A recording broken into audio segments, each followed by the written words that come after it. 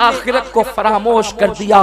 दुनिया की रंगरेलियों में इतनी डूब गई, ज़ेवरात की मोहब्बत ने तुम्हें इतना पागल कर दिया, लिबास की मोहब्बत ने तुमको अपने अंदर इतना डुबा लिया, इस कदर तुम दुनिया की मोहब्बत के दलदल में डूब गई, तुम्हें कब्र याद न रही, तुम कब्र को फरामोश कर चुकी हो। अपने किचन रूम से चूहे को देखकर भागने वाली हो। जब 99 सांप तुम्हारी लाश पर मुसल्लत किए जाएंगे, उस वक्त कब्र से निकलकर भागना तो दूर की बात है, वहां तो करवट लेने की भी गुंजाइश न होगी।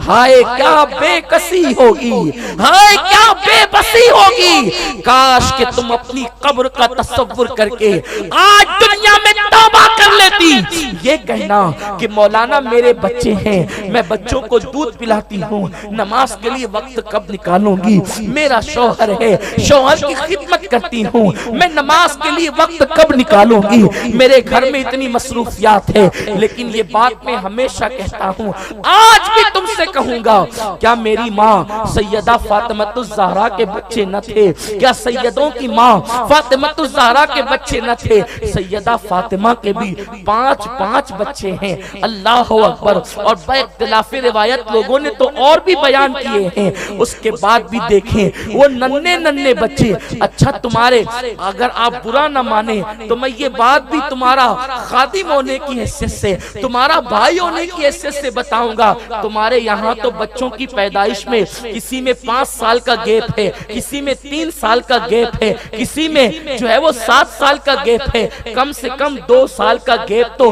2 बच्चों के दरमियान होता ही है। लेकिन सैयदा फातिमा के यहाँ तो 6 महीने के बाद बच्चे की विलादत है। एक बेटे और दूसरे बेटे के दरमियान सिर्फ 6 महीने का फासला है। यानी इमाम हसन 6 महीने के हुए हैं और उसके बाद इमाम हुसैन की विलादत हो गई है। अल्लाह अकबर। उसके बावजूद भी अल्लाह अल्लाह दोनों बच्चों की परवरिश भी है और उसके बाद उन्हें दूध पिलाना भी है। तुम्हारे यहाँ तो आटा पीसा हुआ आता है, सैयदा फातिमा के यहाँ तो हाथों से चक्की चलाना है। मेरे रसूल की कनीजों, जरा गौर तो करो, वो सैयदों की दादी सैयदा फातिमा, उनके हवाले से इमाम हसन मुज्तबा कहते हैं, मेरी माँ चक्की चलाती थी, चक्की चलाते चलाते मेरी अम्मी के हाथ में छाले पड़ गए थे। मशकीज़े से पानी उठाते उठाते जिस्म पर जो है वो मशकीज़े के निशान पड़ गए थे। अल्लाह अकबर।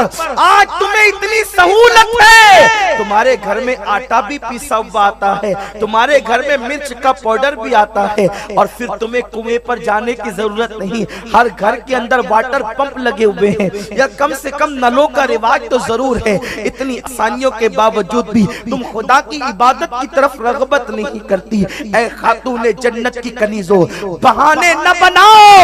ये बहाने आप मौलवी के पास तो पेश कर सकती हो, ये बहाने आप मौला की बारगाह में पेश नहीं कर सकती। रब की बारगाह में किसी का कोई बहाना नहीं चलेगा। खुदारा अपने हाल पे रहम कर लो।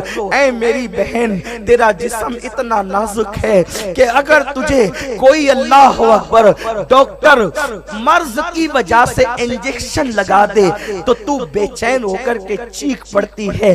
अगर मच्छर तेरे जिस्म पे डंक मार दे तो तू बेकरार हो जाती है। ओ मेरी बहन, अपने हाल पे रहम कर, कम से कम अपने जिस्म से मोहब्बत कर, कम से कम अपने आप से मोहब्बत कर। हाय तुम नफरतों में डूब कर किस कदर नफरत के आदी हो गए कि अब तुम्हें अपने आप से मोहब्बत न रही। मेरे करीम ने तो कह दिया, ऊ अनफुसकुम व अहलीकुम नारा, अपने आप को भी जहन्नम से बचा लो, अपनी औलाद को भी जहन्नम से बचा लो। या अय्युहल्लज़ीना आमनू अलैकुम अनफुसकुम, ऐ ईमान वालो अपने आप की फिक्र करो। ऐ मेरी बहनों, कब्र में ये सीरियल की दास्तानें काम न आएगी, कब्र में ये फिल्मों की दास्तानें काम न आएगी, कब्र में ये फिक्र तीसरी आवारगी काम न आएगी। अल्लाह अकबर। खुदा के लिए अपनी कब्र को संवार लो, नरम नरम बिस्तर पर, नरम नरम गद्दों पर फज्र की नमाजें तर्क करने वाली मेरी बहन, जरा कब्र की पहली रात को सोना भी तू याद कर ले। वहां न कोई जेवर है, न वहां कोई लिबास है, न वहां कोई नरम गद्दे हैं, न वहां कोई आराइश का सामान है, न वहां पर कोई हुस्न के तहफ्फुज़ का सामान है।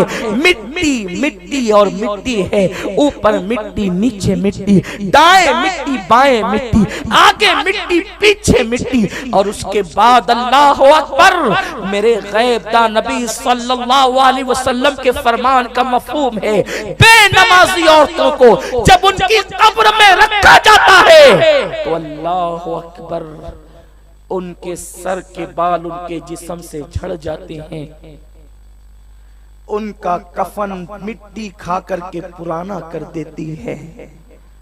आज अगर कपड़े पर मिट्टी लग जाए तो मेरी बहन कपड़ा तब्दील कर लेती है, लेकिन वो सफेद गमगीन किस्म का मामूली कपड़ा, उसके सिवा कोई कपड़ा नहीं, उसे मिट्टी खा करके पुराना कर देती है।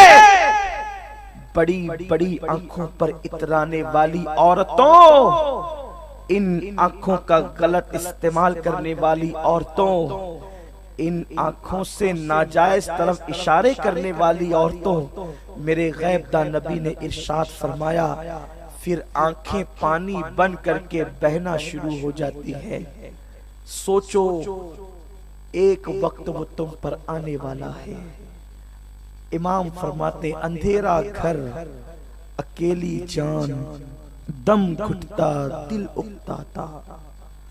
अंधेरा घर अकेली जान, दम घुटता दिल उकताता। खुदा को याद कर प्यारे, वो साअत आने वाली है। अगर थोड़ा सा वक्त 5 वक्ता नमाज के लिए निकाल लो तो बहुत सारी मुसीबतों से तुम्हें राहत मिल सकती है।